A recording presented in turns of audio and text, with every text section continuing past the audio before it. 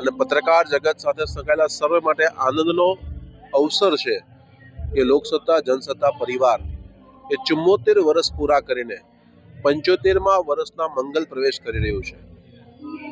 આ 74 વર્ષની યાત્રા અસંખ્ય ઉતાર ચઢાવ વચ્ચે, અસંખ્ય કટોકટીથી માંડીને દેશની અંદર અલગ અલગ પરિસ્થિતિઓ વચ્ચે પણ અનામત આંદોલન હોય કે કોવિડની મહામારી હોય, દરેક વિકટ પરિસ્થિતિમાં પણ લોકસત્તા જનસત્તાએ લોકોનો વિશ્વાસ ટકાવીને સતત લોકોના પ્રશ્નોને વાચા આપી છે, હકારાત્મક અભિગમ સાથે લોકો સુધી સમાચાર પહોંચાડ્યા છે। એટલા માટે 74 વર્ષની યાત્રામાં સંકળાયેલા સૌ પત્રકાર સાથીઓને હૃદયપૂર્વકના અભિનંદન પાઠવું છું। સંજયભાઈ અને સમગ્ર ટીમને મારા વતી હૃદયપૂર્વકની શુભકામના પાઠવું છું।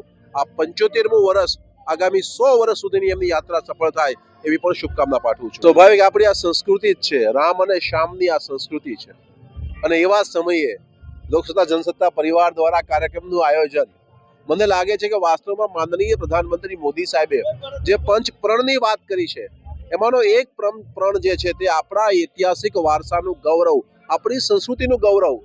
મને લાગે છે કે આ વાતથી આ આગામી પેઢી સુધી એમના વિચારો પહોંચશે, એમાંથી કંઈ શીખશે અને પોતાના જીવનમાં અમલમાં મૂકશે।